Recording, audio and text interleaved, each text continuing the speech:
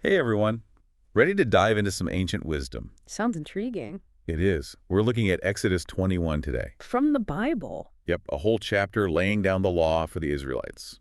Literally. Okay, so what kind of laws are we talking about? We're talking servant rights, eye for an eye justice, even what happens when your ox goes rogue. An ox going rogue. That's a new one. Oh, you'd be surprised it's all in there.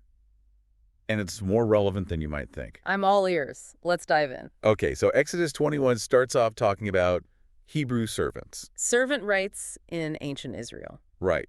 But this wasn't slavery like we think of it today. Okay, interesting. So how is it different? Well, for one thing, they were entitled to release after 6 years of service. 6 years. That's a pretty specific time frame. It is, and can you imagine having your ear pierced to signify lifelong servitude? Wow, pierced ears for servitude. Yep, that's what happened if a servant chose to stay with their master. It's fascinating how they addressed those choices back then. It really is. And it wasn't just about the time served either. Oh. What else was there? Exodus 21 also gets into what happened if a servant was injured by their master. Oh yeah, makes sense. So what did it say? It said if a man strikes his male or female slave with a rod, and the slave dies as a direct result, he must be punished. But if the slave survives a day or two, he is not to be punished, for the slave is his property. That's tough to hear from a modern perspective. Property. I know, right? But it does highlight how concepts of justice and ownership were different back then. Definitely makes you appreciate how far we've come in terms of labor laws and basic human rights. Absolutely. And speaking of challenging concepts, Exodus 21 also talks about personal injury and property damage. Oh, yeah. What does it say about those? Well, you've probably heard the phrase an eye for an eye, right? Of course, an eye for an eye. Classic. But to be honest, I'm not always sure what it really means. Yeah, a lot of people misunderstand it. So what does it actually mean? Well, the idea wasn't about revenge, but proportional justice. Proportional justice. Right, like the punishment should fit the crime, not exceed it. Interesting. So if someone injured another person. Exactly. The punishment should be comparable to the harm done. Okay, so it's about achieving some kind of balance. Exactly. It's meant to prevent excessive or disproportionate punishments. Huh. That's still a core concept in our legal system today, isn't it? It really is. And we see those ancient principles popping up in all sorts of places. Like where else? Well beyond servant rights and proportional justice, Exodus 21 also talks about protecting the vulnerable. The vulnerable. Who are we talking about here? Widows, orphans, the poor. Okay, got it. And what does it say about protecting them? There are specific laws to protect them from exploitation and ensure their well-being. For example, it says you can't take a widow's cloak as collateral for a loan. Wow, a widow's cloak? Seems like a small detail, but... Well, it just shows they were thinking about the little things that could make someone vulnerable. Right, protecting those most likely to be taken advantage of. Exactly. So we've got fair treatment, proportional justice, protecting the vulnerable. It's all packed into this one chapter. It's amazing, right? What else stands out to you in Exodus 21? One more thing, the emphasis on personal responsibility. Personal responsibility in what way? We'll take the example of the ox. If your ox gored someone, you, the owner, could be held accountable. Wait, really? Even if it wasn't your fault directly? Yeah. It could even mean the death penalty in some cases. Whoa, that's serious business.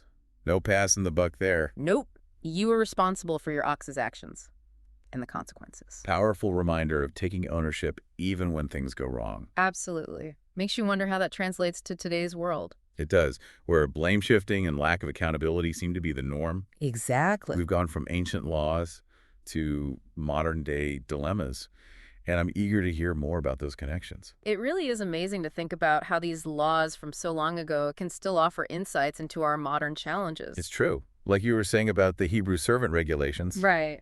They might seem outdated now, Oh, absolutely. but some of those ideas about labor rights were surprisingly progressive. I think so too. The requirement for release after a certain period, the right to leave with their families, even that choice to stay with their master. Yeah. Those ideas resonate with things we talk about today. They really do. Fair wages, reasonable hours, safe working conditions. It's like we can trace those ideas back through time. From ancient Israel to the modern workplace. Exactly. So fascinating. Okay. Okay, so we've talked about ox scoring and servant rights. Right?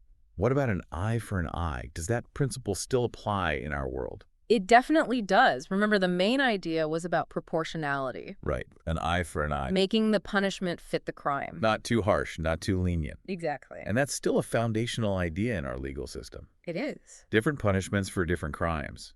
Fines, community service, prison. It's all about finding the right balance. Between the offense and the consequence. Exactly. And it goes beyond just criminal law, too. Oh, really? Think about conflict resolution in general. Okay, yeah. Disagreements between people.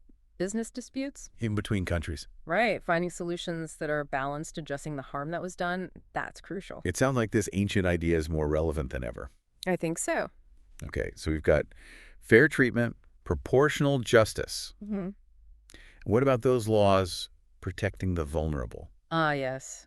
Protecting the widows, orphans, the poor. What are some modern-day parallels to those? Well, we have laws protecting children from abuse and neglect. Right. Social safety nets for the elderly and those with disabilities, and efforts to prevent discrimination based on gender, race, or religion. It's like they're all trying to do the same thing. They are. Protect those who are most vulnerable. Exactly. It's a timeless idea that goes beyond any specific law. A responsibility to care for those who need it most. Exactly.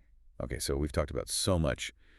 Fair treatment, justice, protecting the vulnerable. Mm-hmm. And that idea of personal responsibility really stands out to me. Especially in today's world. Where it's easier to blame others than to own up to your mistakes. It's true. That ancient focus on accountability is so important. It is. Taking responsibility for your words and actions. Being honest when you mess up. Acknowledging how your actions affect others. Those are all crucial for a just and ethical society. And it's not just about individual responsibility either. Right. You were talking about corporations, governments, institutions. They all play a role. Transparency, ethical choices. Admitting when they've done wrong and making amends. Wow. It's like we've come full circle. We have. From individual accountability in ancient Israel. To accountability on a societal level in the modern world. It's all connected. It really is. Yeah. These ancient laws offer a lot of wisdom. They do. Wisdom we can apply to our lives today.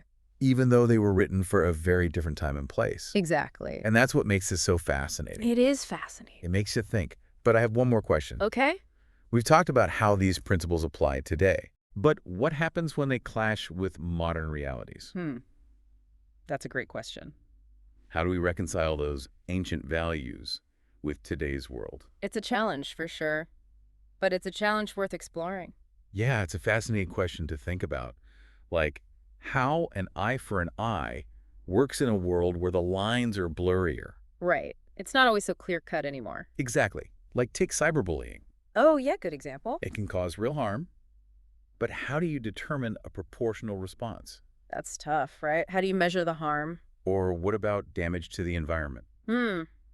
Another tricky one. How do you apply that eye for an eye when an entire ecosystem is disrupted? Yeah, you can't just replace a species that goes extinct. It feels like we're dealing with completely different challenges than they were back then. We are, in a lot of ways. And it's not just about the specific laws either. Right. Those were written for a specific time and place. Exactly. But even those broader principles. Like protecting vulnerable groups. Yeah, those are a good starting point. But they don't cover everything we face today. Right. They don't talk about things like LGBTQ plus rights. Or disability rights. Or the unique challenges faced by refugees and immigrants. So how do we take those ancient principles and make them work for everyone today? I think it requires looking beyond the letter of the law. And focusing more on the spirit of the law. Exactly. The underlying values. Compassion, fairness, dignity. Those are timeless values. They are. But how do we apply them to issues that weren't even on the radar thousands of years ago? That's where the real work comes in. It's like building a bridge between the past and the present. I like that analogy. Using those old principles as a foundation. But adapting them to the world we live in now. It's a process of interpretation and evolution. And it's not going to be easy. Right. There will be debates, disagreements, different interpretations. But that's part of the process. The important thing is that we're having these conversations. Engaging with these ideas, wrestling with these questions. Exactly. So what does this all mean for us as individuals? How can we actually live out these principles? Well, I think it starts with self-reflection. Looking at our own values. And then asking ourselves how we can embody those values in our own lives. It could be big things or small things. Right. It could be speaking up against injustice. or being more mindful of our impact on the environment. We're just trying to be more honest and accountable in our daily interactions. Those little things can add up, They really can, creating a ripple effect. leading to a more just and equitable world. It's inspiring to think about.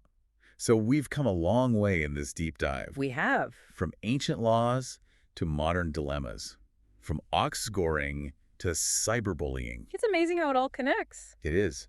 And it shows that those ancient texts are more than just history. They're still relevant today. Full of wisdom and guidance for how to live our lives. They really are, and they leave us with a lot to think about. We do. Wow. So here's a final thought for everyone listening. If we were writing these laws today, what would they say? That's a great question. What modern situations would we need to address? And what values would guide our choices? It's something to ponder. Thanks for joining us on this deep dive. It's been my pleasure. And remember, everyone, there's always more to uncover. Until next time, keep diving deep.